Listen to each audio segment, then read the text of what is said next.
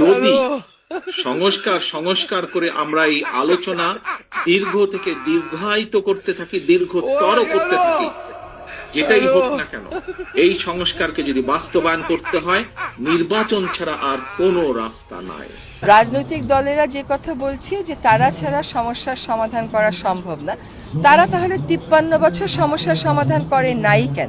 যদি সংস্কার সংস্কার করে আমরা এই আলোচনা দীর্ঘ থেকে দীর্ঘায়িত করতে থাকি, দীর্ঘতর করতে থাকি, যেটাই হোক না কেন, এই সংস্কারকে যদি বাস্তবায়ন করতে হয়, নির্বাচন ছাড়া আর কোনো রাস্তা নাই।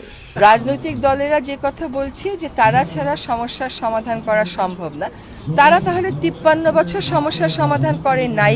যদি সংস্কার সংস্কার করে আমরা এই আলোচনা দীর্ঘ থেকে দীর্ঘায়িত করতে থাকি, দীর্ঘতর করতে থাকি, যেটাই হোক না কেন,